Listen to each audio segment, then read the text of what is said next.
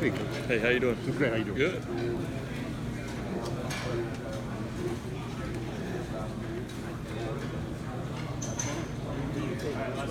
Coach, how excited are you about the group you've got coming back on offense? Yeah.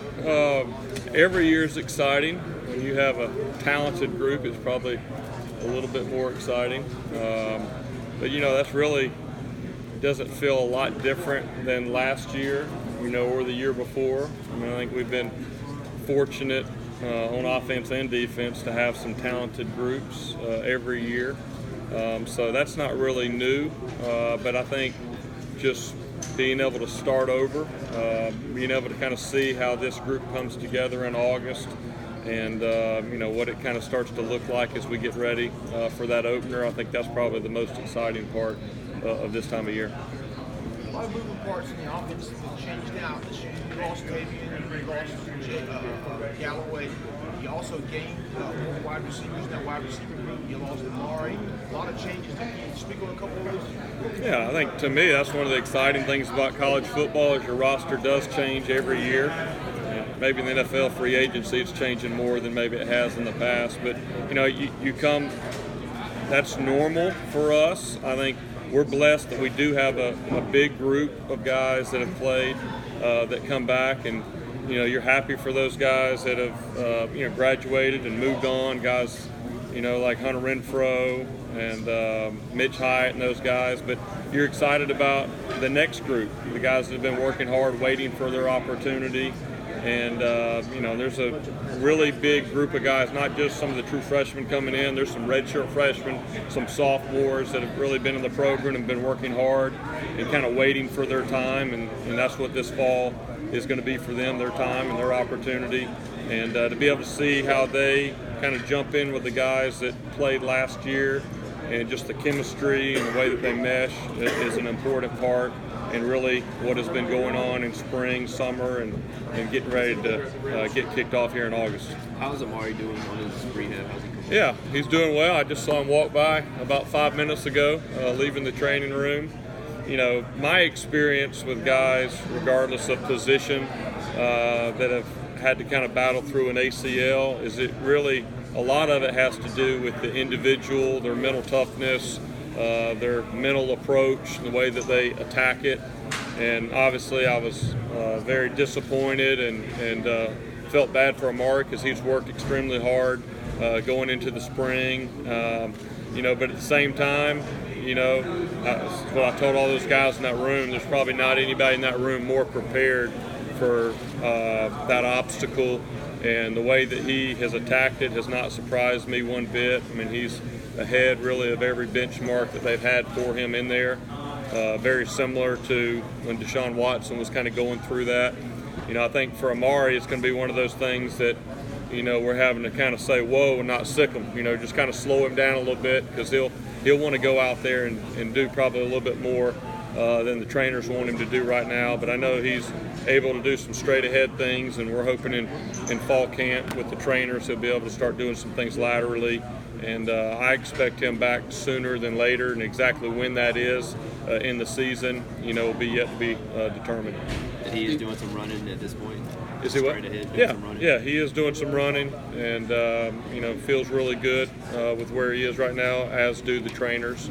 But it's still a process, and it's not something that we're going to rush him back or put him back out there before he's ready, because we think he's going to have a chance to have a really good season for us this year, and we just want to be sure that he's really back to 100% before we put him back out there on the field. Is Cornell that guy right now that would be? There's really there's a group of guys. Cornell's in that mix. DeAndre Overton, TJ Chase. Those are three guys that have really been repping in that 5-man spot, along with Brandon Spector, who just got here in the spring. So I think that competition is still going. I know when we kind of put a depth chart, you kind of have to put something out there, but that will change probably multiple times between now and the first game. And but I'm happy for those guys. You're sad on one point for Amari, but you're also excited for some of these other guys that have been kind of waiting their turn to get their opportunity. And it'll be fun to watch them compete for that spot here the rest of preseason camp. DeAndre's got kind of a different build than the traditional, slot guy. How unique is that? How would that affect his playing the position? Well, I think for us as coaches, if he ends up being in the top 3, then you're able to change a few things maybe that you do, being able to move different guys around, different positions. I mean, at the end of the day, if we're going to put 3 wideouts out there, it's about putting the best 3. It's not, always about the different body types and those type of things. And sometimes it works out that way, and sometimes, it doesn't. I mean, I remember when Jerron Brown was here in the slot, and he made a lot of great plays, and, he was a 6'2", 6'2.5" guy. And DeAndre has shown this spring, to be able to make a lot of plays in the slot along with Cornell and TJ. So, for us, that's not as big a concern as it is making sure that, the guy that fills that role is prepared to do what we ask him to do. And some of that may change based off who's in there. Coach, how different is it to open on a Thursday this year? Yeah, I'm excited about that. Especially as fall camp goes, you're ready to play. So to get to play a couple days earlier, I think will be a good thing. I know we don't major in Thursday night games, but I think for whatever reason, there's a little extra excitement in the stadium. There's always a lot of excitement for the first game.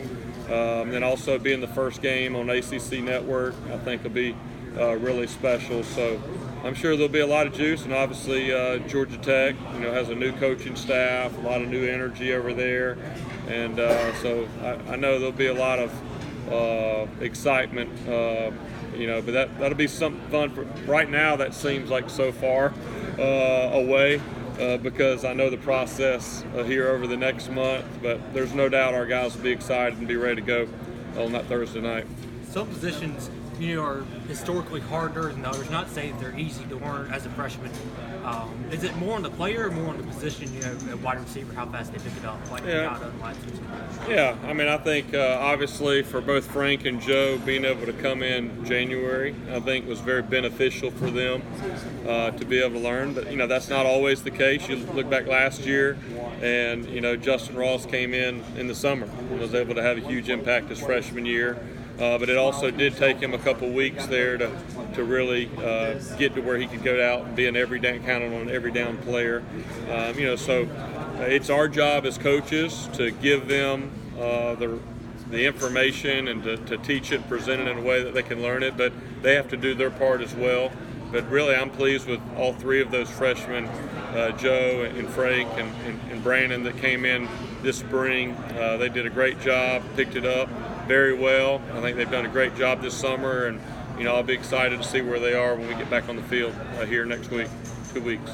With so many talented wide receivers, how do you find a balance between you want to develop and rep as many as possible, but you also want to keep some of these guys happy and staying put here? Yeah, I think for us it kind of goes back to the culture that's been created here. Having a talented wide receiver room is not anything new. I mean, I go back, one of the pictures that I show in the recruiting process, and is the 2012 wide receiver group, and I've got a picture of 6 of them on the bench, and all 6 of those guys have had an opportunity to play in the NFL. And so, one thing that you may think of some other programs and think of 1 or 2 wideouts over the last 5 or 6 years, but when you think about Clemson, there's a lot of guys. I think it was awesome last year that Justin Ross was our leading receiver and didn't start 1 game. So that says a lot to those other guys that maybe aren't the starter right now, that you're going to get opportunity. And for us, Coach Sweeney is really big. If a guy deserves to play, if he's earned the opportunity to play, then we need to give them those opportunities. And the ball finds guys in the games who really have earned that and get open in practice. And it's just something, I think that, quarterback develops that trust in practice, through fall camp and through the consistency day after day. So, it's something that we talk about and the guys have to buy into, and it's something we talk about in the recruiting process as well. But we play 7 guys a game, and to be honest, I feel like that's been one of the reasons for our success. That I think we played 59 games in 4 years, You know, and you look at us, you know, the last 2 games last year, our guys were fresh and ready to go out there and make plays, and a big reason of that is because they had a lot of tread left on their tires because of the way that we kind of split up the reps throughout the year, and you know, been able to develop a lot of depth at that position. You've got plenty of options, obviously, a wide receiver, but the denial of Braden Galloway's appeal, how much will that affect the offense? And for Jalen Lay, obviously that's a tough position for a freshman to come in and play right away. How realistic is it to think that he could have a big part in the offense this season? Yeah, well, I think number one, we were disappointed for Braden even more than for our offense and what he could do for us this year. You know, because he's worked extremely hard, and I know we feel like we did everything we could to be able to help him. But you know, once you kind of know the fate of that, you know, you got to support him, and then you got to be able to move on. And that's why you recruit multiple guys at every position. You know, we got to treat it just like it's an injury, and he's not going to be able to play this year. And so it's our job to get those other guys ready. And just my experience as a coach is whenever there's been an opportunity, you know, guys find a way, prepare, and go in there and fill that role. And I don't expect anything different from that position. It will be a little unique with some young guys in there. You know, Davis Allen is another guy that just got here in June. And, you know, all the reports are very strong regarding his work ethic. And he's been in here really learning the offense with some of the other tight ends. So I'm excited to see that group develop and see those guys kind of step up and meet the challenge and the opportunity they're going to get this year. You don't have a ton of targets, you know, thrown to the tight end.